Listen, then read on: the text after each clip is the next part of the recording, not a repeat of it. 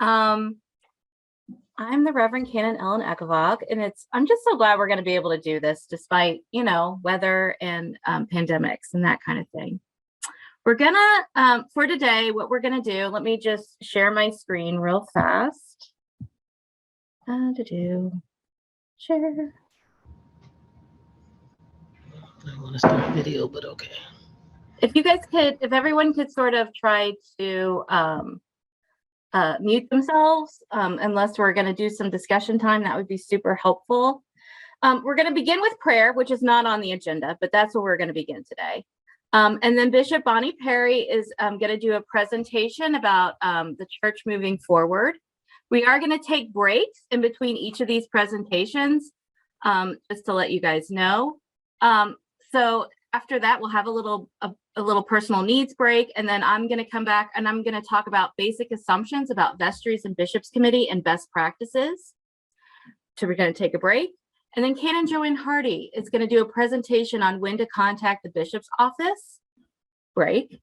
And then we're going to have some breakout rooms. We're going to ask the wardens to have a conversation. We're going to ask the wardens to have a conversation about the bishop to have a conversation with the wardens, and then I'll be having a conversation with the vestry and bishop committee members at large. So give me a thumbs up if this sounds like a good plan and you don't hate it. We're not in hate this morning. Let's be in light this morning. Okay. This is Connie Rempala from Yes. Trinity St. Clair Shores. I'm on his computer.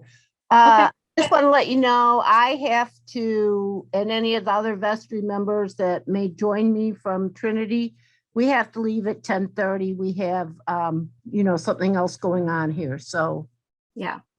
Okay. Clergy, you can go to anywhere that you would like.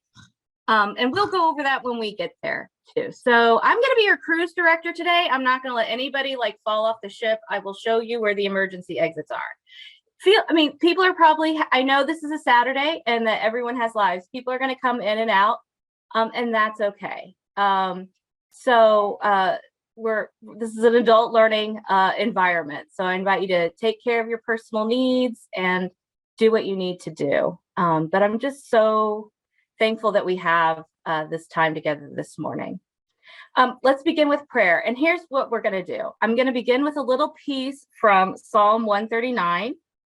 And then we're going to have what I like to call the Minute of Sanity, which is just literally a minute of silence. This is something that you can use in your vestry meetings after everyone has had an incredibly busy day. And we're just literally going to have a minute of silence together. And then I'll ask for your intercessions and thanksgivings, and then we'll close with a quick prayer. So I invite you to take a deep breath, ground yourself, put your feet on the ground, feel the ground beneath your feet. If it's helpful, close your eyes. If it's not, that's fine too. How weighty to me are your thoughts, O God. How vast is the sum of them. If I should count them, they are more than the sand. When I awake, I am still with you. So I invite you to the minute of sanity, to silence, to be still and aware of God's presence within and all around.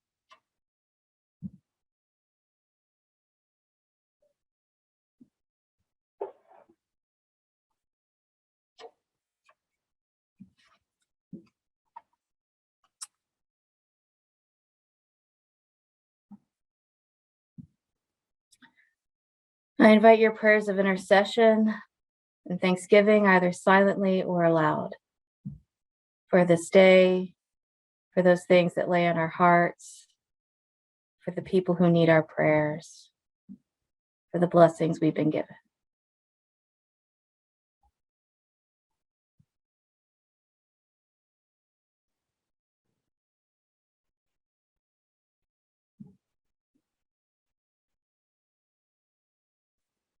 Dear Lord, please watch over my sister who is in the hospital and the doctors who are trying to figure out what's wrong with her.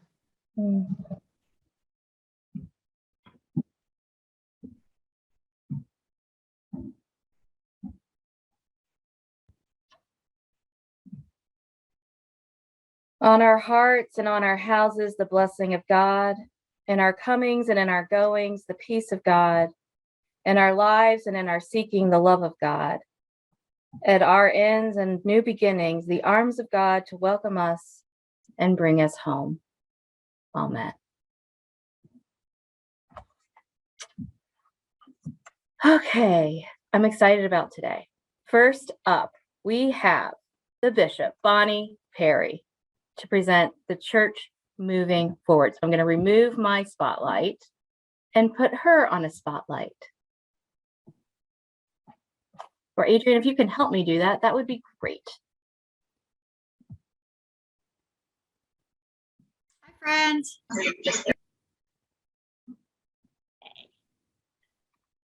Right. Oh, I remember the last time that we gathered for Vestry days, and it was pretty much right after my consecration. And it seems to me that was a universe far, far away.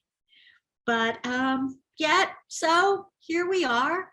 So thank you so much for coming. And I love the fact that we have an opportunity to get together as wardens, vestries, clergy, and figure out what we long for in our faith communities.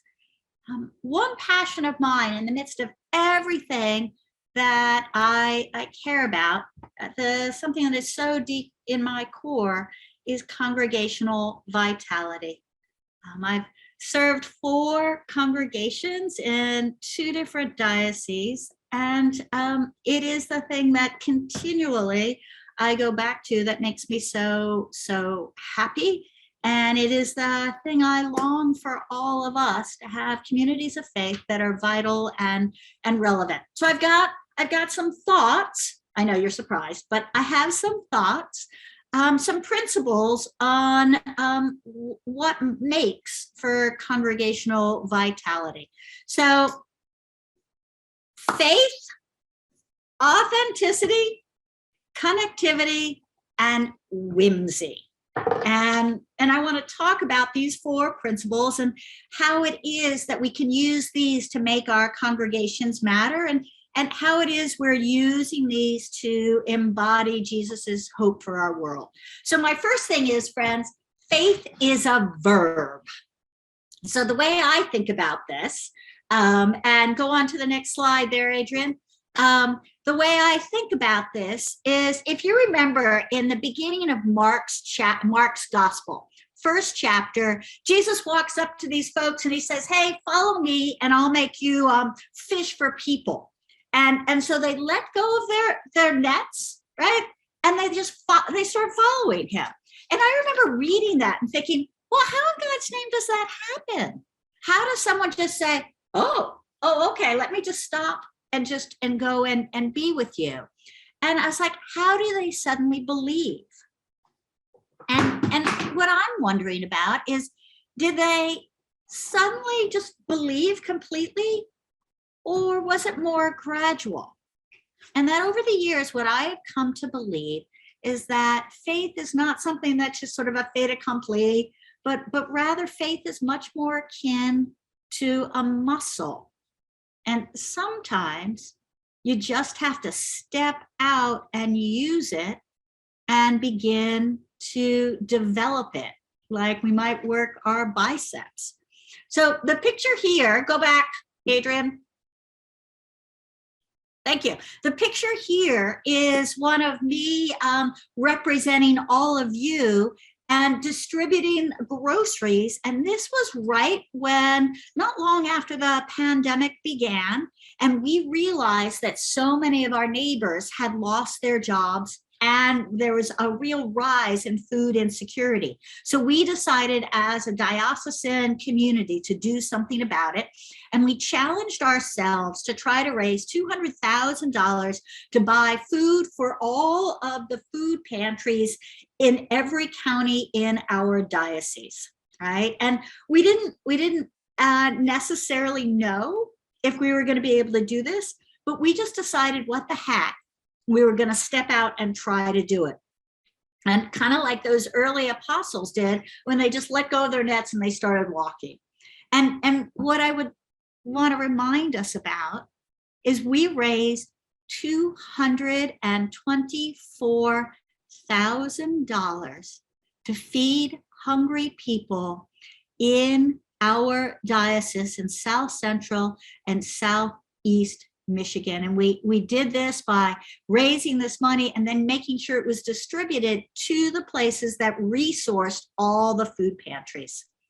And I think what this means is that we don't always need to completely believe it's going to happen for us to just have some faith and give it a try. Sometimes the actions we take lead us to believe.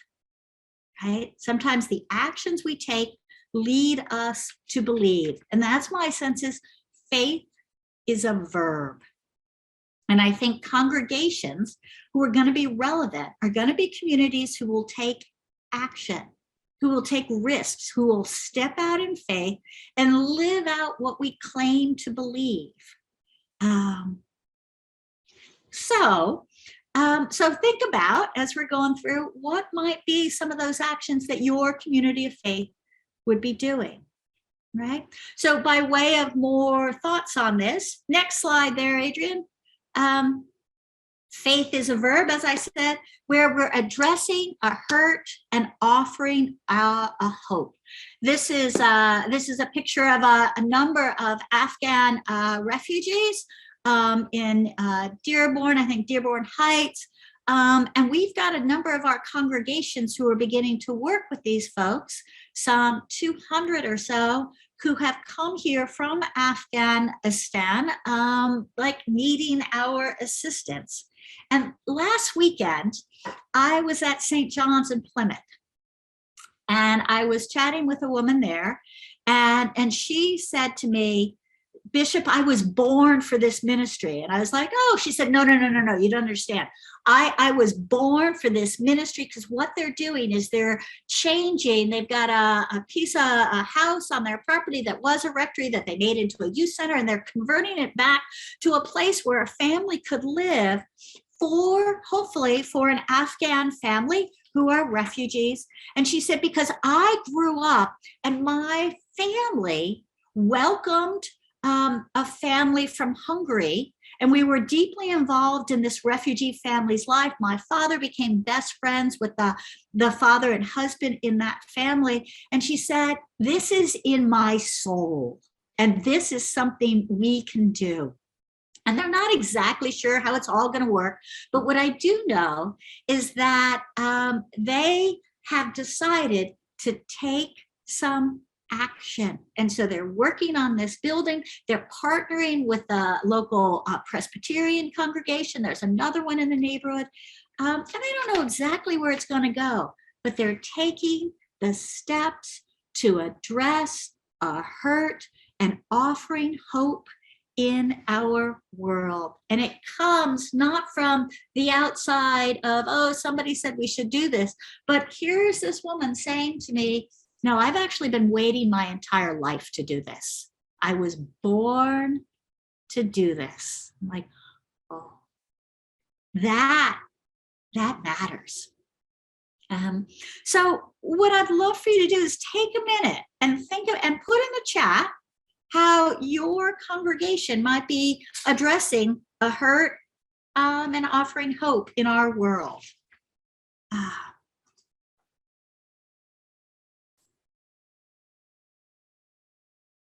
So let's see, looking at the chat, what do we got?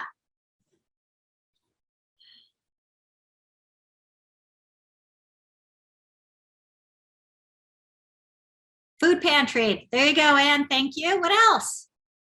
Absolutely. Food on Saturday. Sponsorship of Afghan refugee. Absolutely. What else? Animal ministry. Yes, yes. Jackson become a warming center. Clothing. Yes. Concert for a cause. Yes. Right. Right. So one of our members has been driving people, interacting and driving folks. Yes. Mental health initiative. Tax preparation. There you go. Free internet. Yes.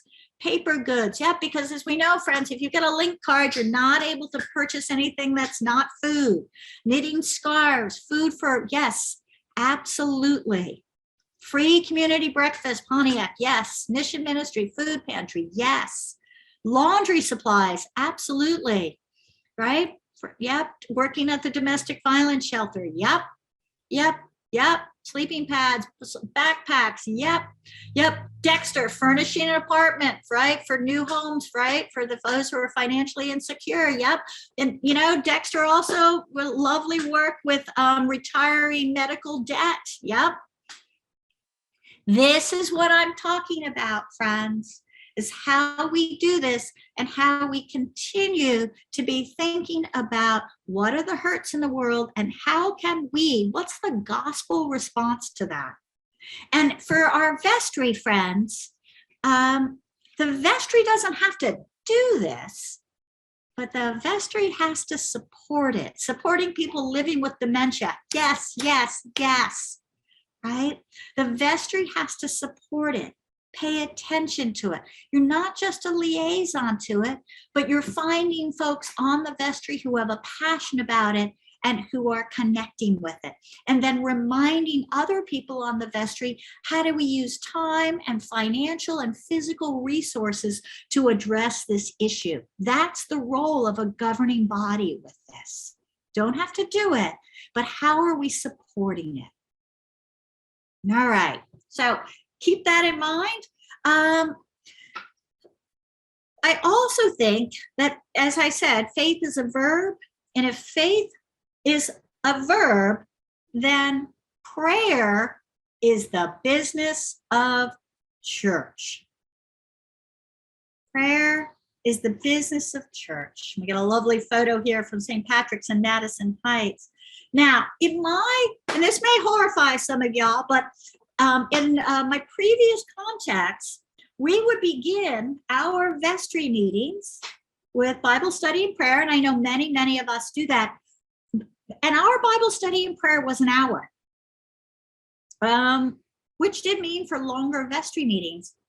But folks knew about that when they signed on for vestry. And what happened as we were doing Bible study and then praying aloud for the person next to us, and people had these very real, very intimate, kind of funny, sometimes whimsical prayers for how the gospel passage touched them and what they were looking for and longing for in their lives. What we found in that time of prayer, and it was the first thing we did in the vestry meeting, because the first thing you do is the most important thing you do. What we found is that we created in that governing body, we created a small group that was rooted in holiness, and it transformed our vestry meetings.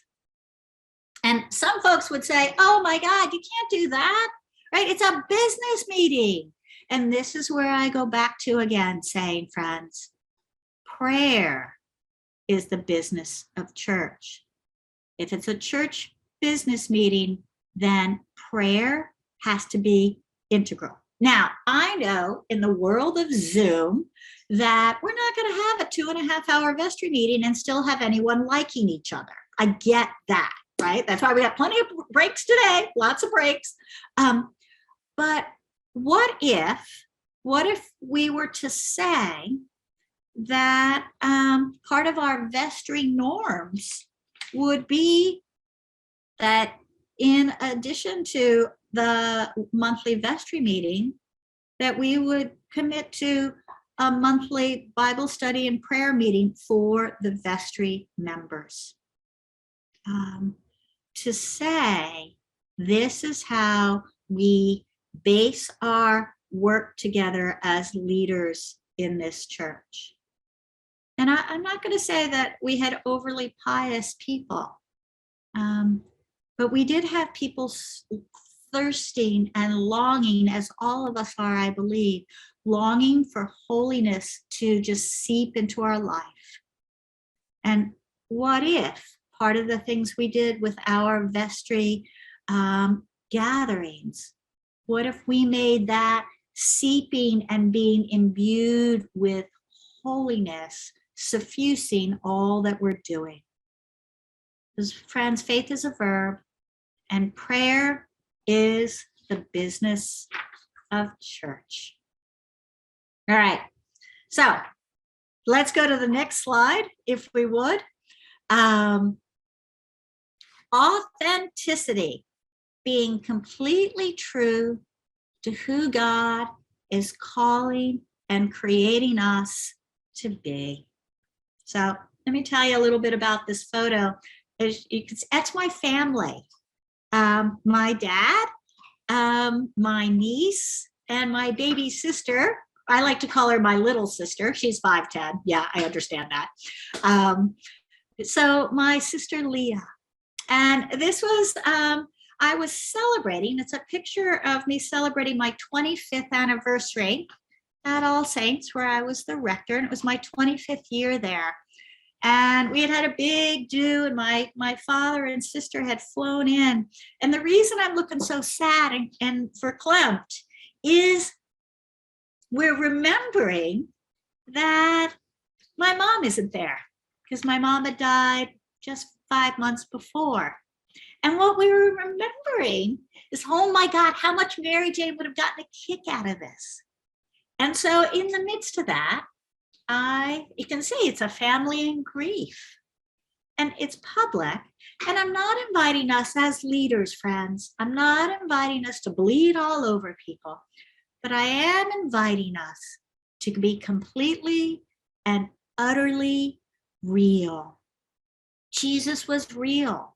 Remember that time when he was super cranky, right? And the woman came to him and said, what could you feed? Could you please take care of my daughter? And he said, I didn't come.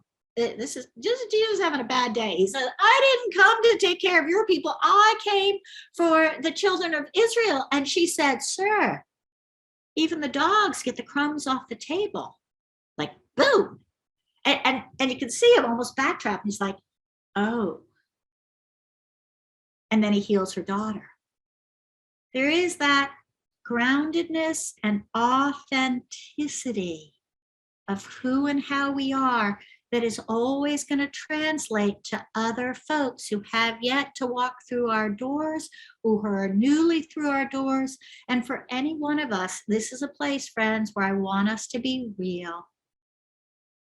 And we don't have to be a certain type or size of a congregation to be real, to be relevant and compelling.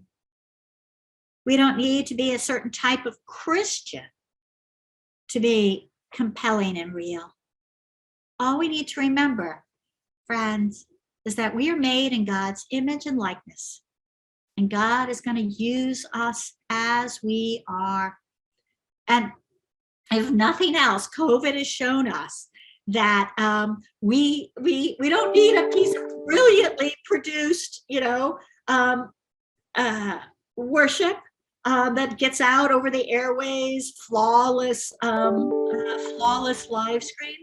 But what we do have to do is be completely authentic. And I have to say, and you all would know this well, in the midst of this authenticity, in the midst of the world of COVID, we've had some moments where maybe it didn't go quite as we had hoped it might. So I want to set up this next clip. So before it plays, don't play it yet, Adrian. So here's the deal. I was making a visit to Christ Church in Adrian. and it was a snowy day, and it was really right when we said, okay, now we can live stream from inside the congregation. Remember, this was like 10 years ago, early on in the pandemic. We could live stream inside the congregation.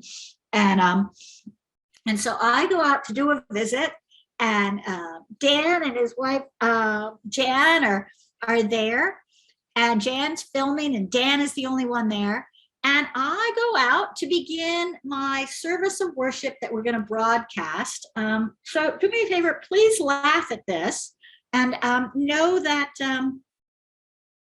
yeah, well, just sometimes nothing goes as we might hope it would. And this was on Facebook Live. Gotta love it. Okay, let's show that, can we?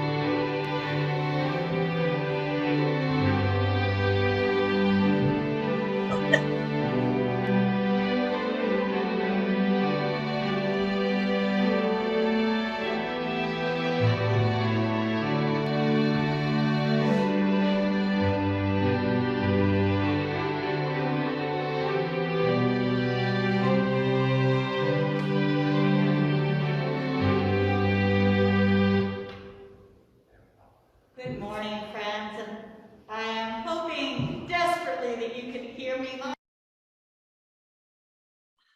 Oh, Adrian, you cut it too soon. Don't worry. So small for your microphone, so it just keeps falling off. So we're just gonna go with this. And let us begin in prayer. Blessed be God, Father, Son. Thank you, Adrian. So, friends, so it turns out, no, cut it. Thank you. It turns out, friends, that although I'm fairly animated and can get a lot of words out of my mouth, I have a very small head, like a child-sized head. I wear kids' hats.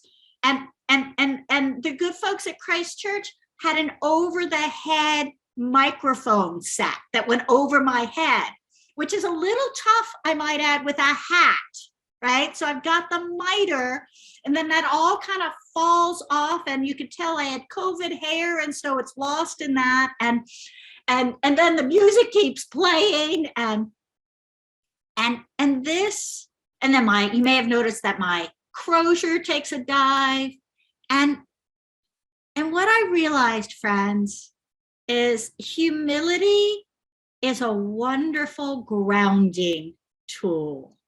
And that none of us has ever been called to perfection.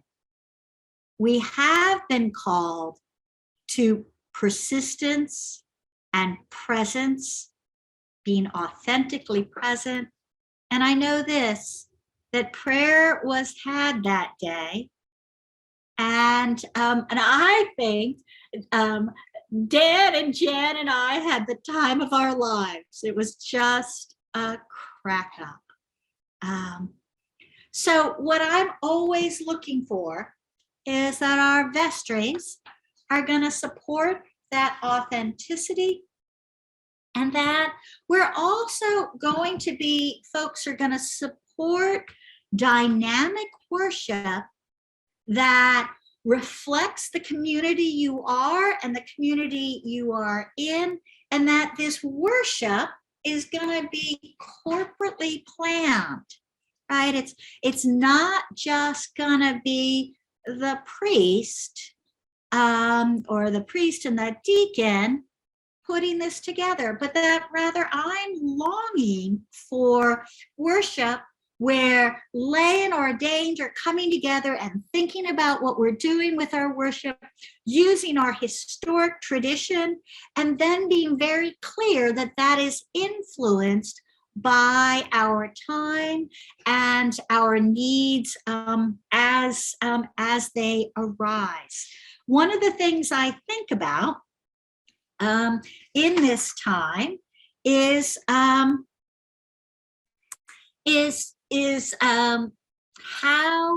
how we're connecting with people.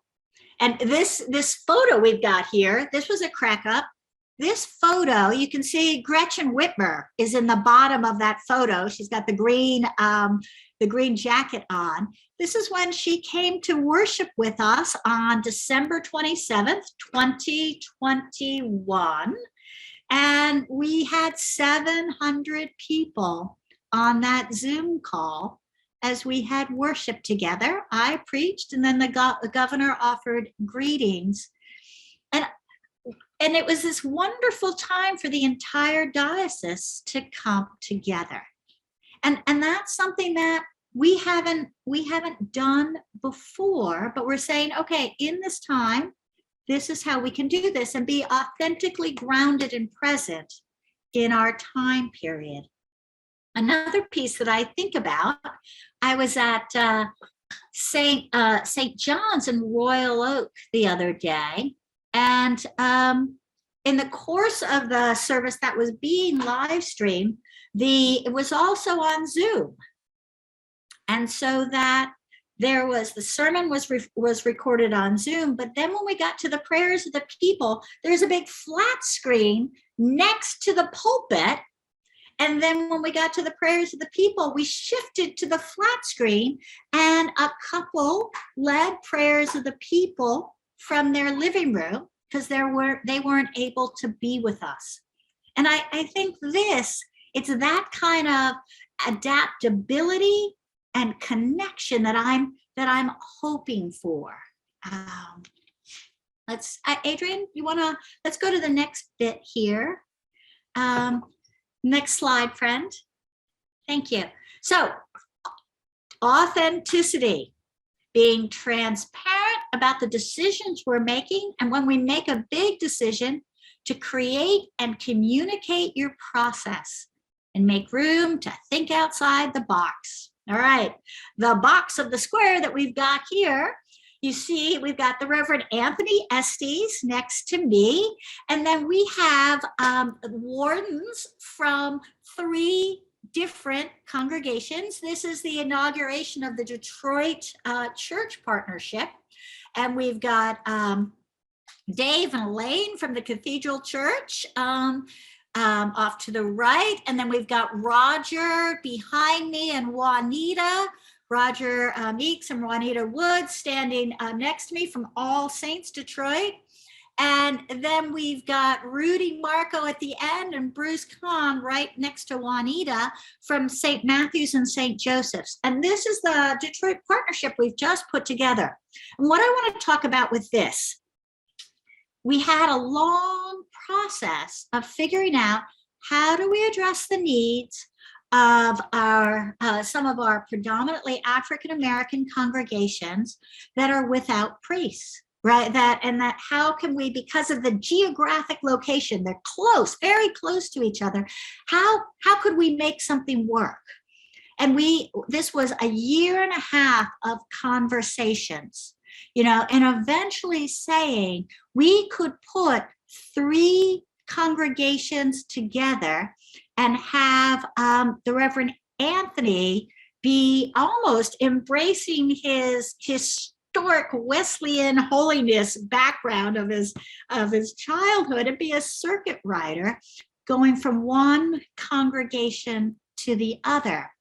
But this was not something that was dropped on high from the bishop's staff. This was not something that the vestries just said, hey, people, this is what we're doing. This was, as I said, a year and a half of congregational conversations with my staff, individually and separate, and then conversations with various vestries from the different churches together. And then very clearly communicating that. A couple of congregations dropped out, decided they wanted to go their own way. But we kept at it. So part of our authenticity is going to be transparent about what we're doing, and then to have a tenacity to keep like, well, that didn't work. Well, what about this idea? Well, how about this? And if we adjust it this way, all the while, I like to talk about bit by bit, we're able to make some changes and come up with different ideas. It's, as the psalmist writes, morning by morning, right? And then thinking, thinking outside of the box. How are we going to do this? Now, if we did this in a congregational way, so an individual congregation, I have sort of an image of a congregation that would be like, all right, we our worship, our formation folks are working on sacred ground issues. And so perhaps we're gonna have a worship service that's gonna reflect some of those issues of sacred ground. And then in the course of that, maybe we're commissioning our young people who are going on a civil rights pilgrimage when we're able to travel more readily again. But all of those are working together to create a ministry. And it's not over, sometimes we get worried about turf. I'm like, well, no, that's worship. Well, no, that's young people. Well, no, that's formation. But where we're all working together and seeing how it overlaps and how we might create something new. So that's a thought about that. And we really have to be very authentic and transparent when we're doing it. So, all right, next slide. This is a question for the chat. What do you love most about your community of faith? Write it in the chat.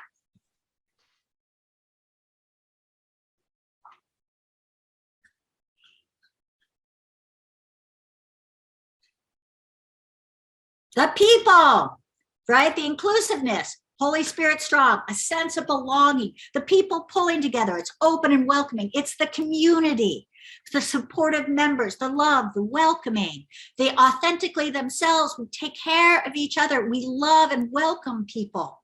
We are a family, connections and support of each other. That's it, friends. It has always been about the people, right? Jesus came into the world not to dictate creedal statements, but to be in relationship with every human being. It is about our connectivity, right? Let's go to the next slide here. All right, so there we go. So I had to do it, right? I did, in fact, get my dog into the presentation. And we've got Marshall Tynes is from, this is a picture from St. Mary's in the Hills in Lake Orion. And I was taking part in their live stream worship. And you can see that Tally also had some ideas about how she might want to take part in the worship. But we are, friends, whether we want to be or not, we're in the midst of a reformation. And it's going to be our connectivity and our relationships that are going to allow us to be faithful to God, resilient in the midst of this trauma, and thrive in our communities. And what I've found that in the pandemic, it's the congregations that have continued to grow or started to grow have been the ones that have been super intentional about connecting to people. Live stream, Yes, and Zoom matters because it's those connections. I mean, Zoom, people singing on Zoom. Oh my God, no, that's not that much fun, right? And the prayers and the cacophony, well, that was fun for a couple of weeks, but it is that ability to be with each other and see each other. So I would say if we're live streaming, then if we've got Zoom coffee hour, right? Or maybe a portion of it Zoomed, so that our neighbors, our folks who have joined us, who are coming, who are not able to be with us in person. Folks, we've all seen this. I know Holy Cross Novi was talking about the folks, they have people from England who are worshiping with them regularly. They moved, but because of the pandemic and because of live streaming, they didn't leave their church. They're still leading worship. Cracks me up no end. They're leading it in the evening, right? But they've got that connection. And another one, and we can do this, we don't have to be large places. My favorite story right now is about St. Barnabas in Chelsea, right? They have Zoom when we're able to do it. And friends, you may have heard it'll come out officially on Monday.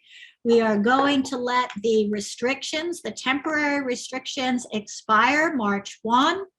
Right, so you can have coffee hour again, just be careful. But what the folks at St. Barnabas and Chelsea are doing is they have a flat screen in their narthex where they have coffee hour, right? And so they're Zooming coffee hour. So they have people in person chatting with each other. And then there's the flat screen, and you can turn and talk to the people on the flat screen and who are having coffee hour at home. This is how we find all sorts of different ways to connect. Now, PUP. Well, yes, I've got my dog, the pup there, but here's what PUP stands for. Ready? This is really exciting. Pick up the phone. I'm thinking circa 1960s, friends, 1990s. Pick up the phone. Chatting with each other is better than an email. Some of us are introverts and we like to send that email instead. We don't want to be intrusive. If we pick up the phone and chat with people, it is actually, it matters. So think about how you're doing that.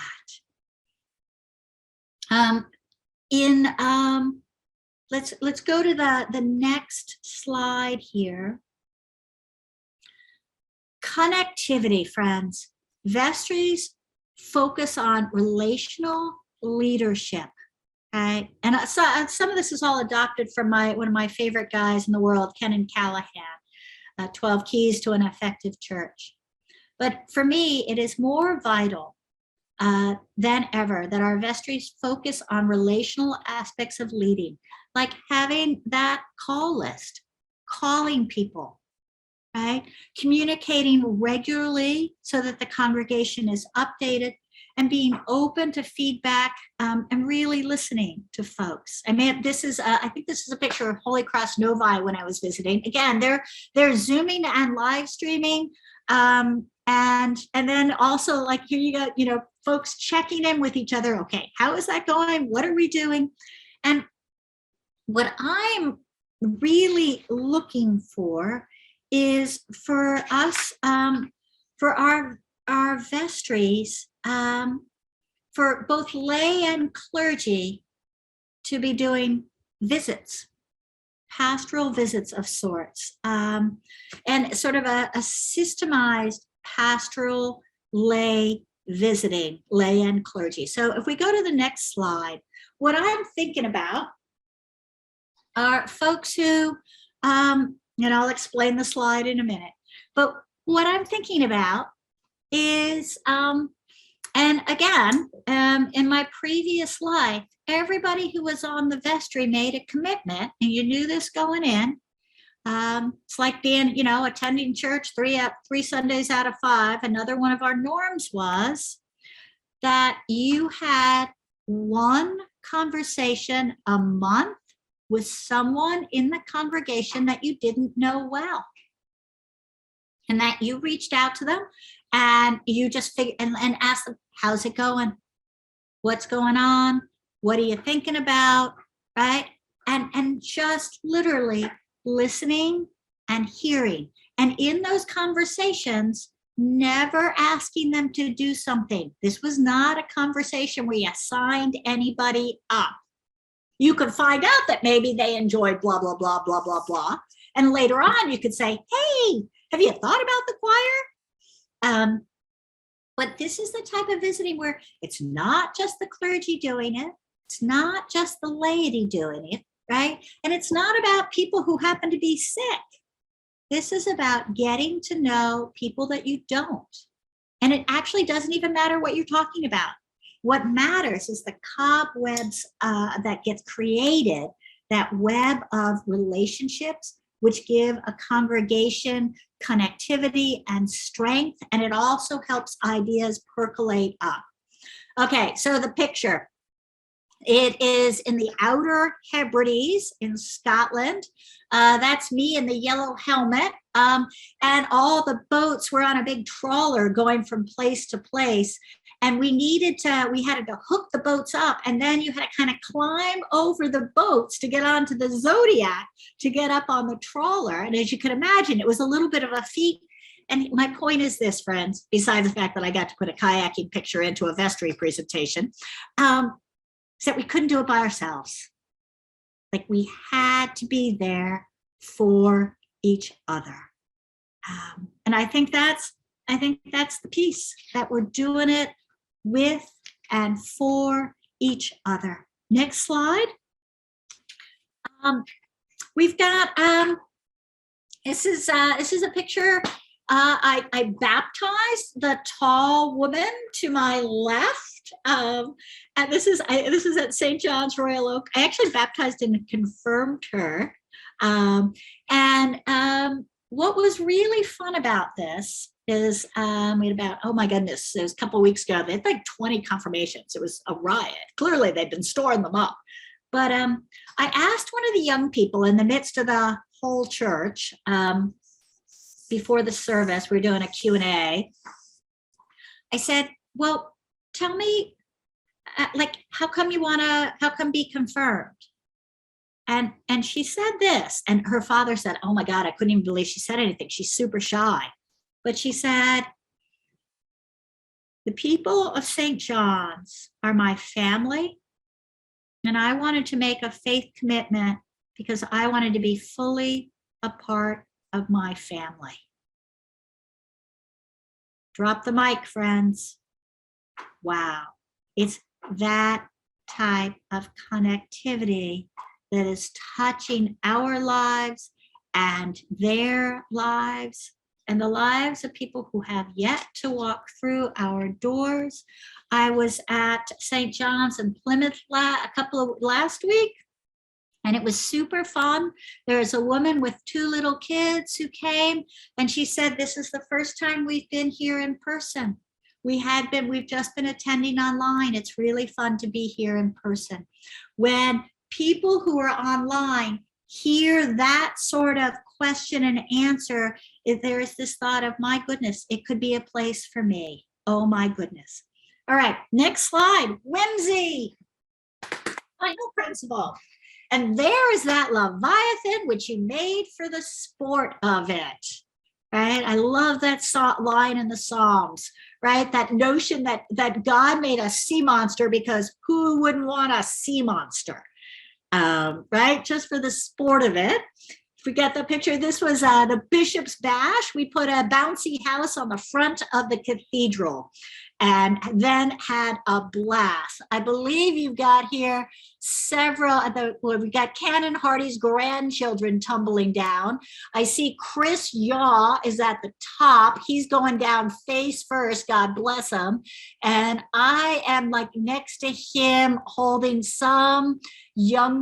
a couple of young people. I'm trying to remember where those kids are from. They may be Chris's kids from Christchurch Cranbrook. I don't know. It was hilarious. Friends, God has a sense of humor, and too often people who attend our church have no idea. God has a sense of humor. Whimsy. What if we had whimsy in our worship services? Whimsy, that sense that people who attend church know that they are blessed, know that it's not all up to us, know that grace abounds, and that we can make mistakes, and it's okay, and we can revel in what's going on around us. The kid who yells hallelujah when the priest finishes, right? That's the part, friends, where we say, oh my goodness, they understand and have said what we were hoping that we could say, right? All right, let's do a little whimsy, and some of you may have seen this, right? So we've got, remember, ice cream Sunday, right? Your vestry and your congregation need to have moments of fun and laughter. So this is the part this past summer when we had ice cream everywhere, because why not? Why not have ice cream? So, all right. Solid data is, friends, people change their minds, not always necessarily because we've given them like data, but because we've touched their hearts. Sometimes you can get people to change their minds by making them laugh. Sociological studies on that. All right, early on in the pandemic, I was asked to do a little PSA for the state of Michigan. And so this is what I came up with. Go ahead, Adrian. All right. Again, early pandemic, friends.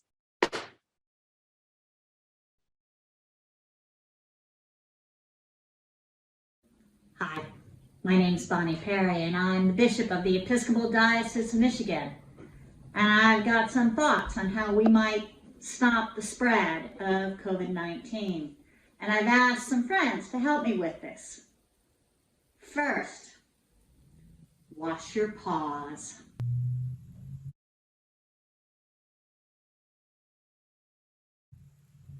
Next, stay 6 feet distant.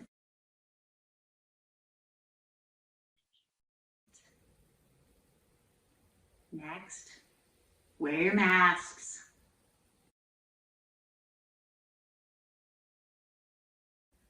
Properly.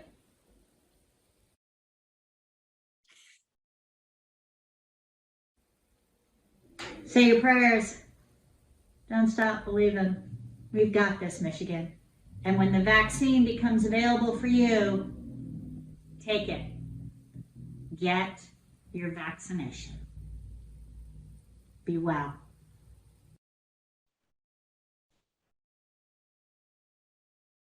And let's be very clear, friends. There was an enormous amount of string cheese that changed hands to paws to mouth to make that happen. And if you're wondering about the wash your paws, it turns out if you smear peanut butter on your sink, the dog will stay there and lick it. I'm just saying. Just saying in case you were wondering. All right, here we go. Faith is a verb, a noisy, active, prayerful verb. Focus on church activities and mission that address a hurt in the world and offer concrete hope. You do not have to know that it's going to work. It might not work, but we can learn from our excellent mistakes. And we want to focus on those relational aspects of how we're leading prayer. Do not overlook it, friends. We're not a social service agency. We're not a country club. Prayer. We are communities of faith, authenticity, dynamic worship that is given to us we offer from who we are, right? And that where people are really involved in how we put it together. Staying connected, pick up the phone, have systematized pastoral care by lay and clergy, and just connect with people. Even when we're not doing pastoral care, we're just connecting and building that web of relationships. And then the notion is, oh, actually, church is fun. Oh, actually, right? Sometimes I talk about one of the church's bigger sins, not the worst sin the church has, but maybe the most prevalent is we've bored people to death. How is it that we could be compelling? Because it turns out Jesus was really compelling. So, all right, questions, thoughts? Let's go get rid of the slides and, yep, get rid of that. All right. Thoughts, throw them in the chat. And then Ellen, you tell me how long we want to do that. And yeah, we have some time. So let's get into some questions. So either unmute yourself or it might be better if we just put them in the chat and then we can go one by one.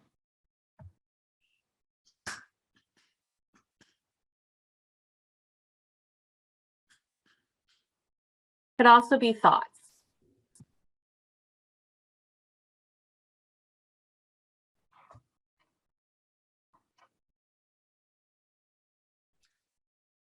So not every church has the knowledge to do online services. Does the diocese have resources to assist us? yes, we do. Yep, the technology committee can help you with that. Yep. Yeah, those videos, Carol, I did that video. Okay, so now to be fair, Adrian, our new communications person, did look at it and she's like, ooh, and you could tell she thought it was a little primitive. I didn't feel judged. I was like, it was early pandemic. Do you know how hard it was to get the dog to lick the sink? And okay, and I did wash the sink a lot afterwards, friends. But I did the original one, and that's the piece. None of this has to be slick. What it has to be is authentic. Yep. Yeah, the slides are going to be posted on the website next week, so you will have access to them. Yep. Yep. And it's super interesting how, and I'm dead serious about this, friends, asking God for the people to show up to help us with what we're doing. Right? Right? There we go. Adrian, to lead a small workshop on creating videos. I bet that's possible.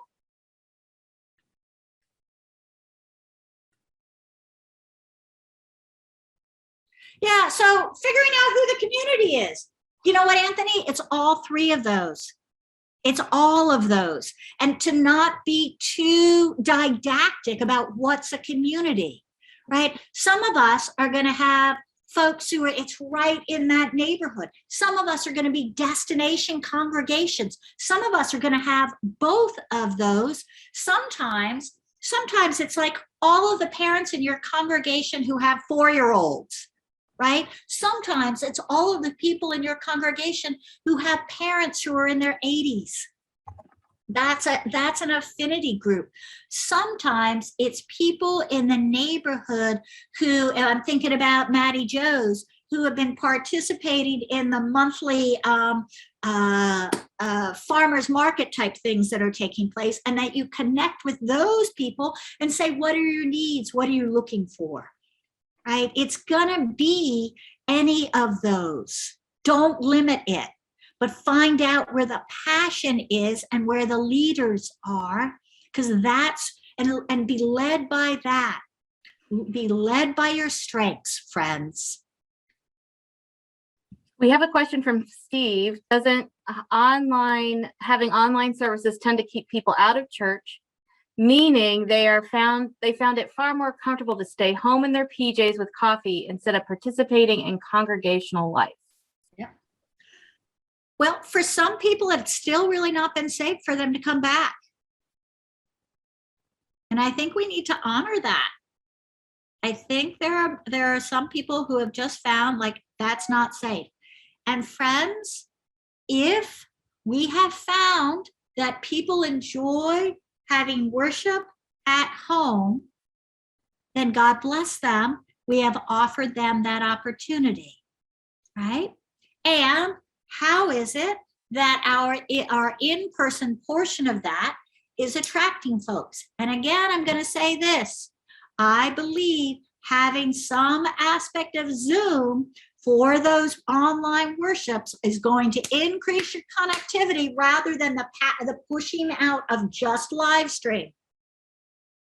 Even if you're doing live stream service and then immediately Zoom coffee hour, which, oh, by the way, you could have done Zoom coffee hour in the midst of, oh, we can't be together. We've put in the new restrictions, which are going away. But yep.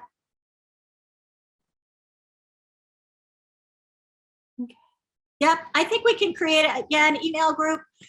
So Virgie, do you want to lead that group?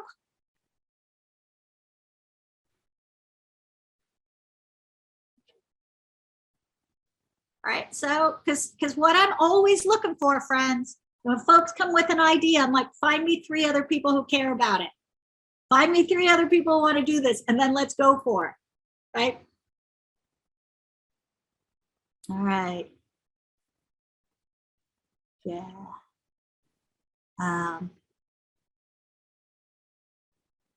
I think Margaret, you got it right. Bit by bit, don't be afraid. Excellent mistakes too, friends. It's okay if we don't get it right. Mm-hmm. Yeah.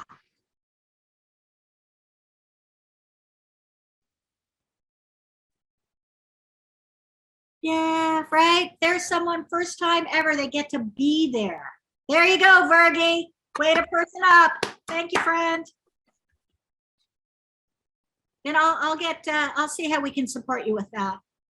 Yeah. The Spirit perfects it, or the Spirit has a good chuckle with the rest of us, friends. Right? Yeah. Well, thank you, Bishop. Yay! Let's just Zoom clap. However we do that. I don't know how you do it. I do like a round of applause. There you go. Thank you. And we're going to continue the conversation. So this is just the beginning.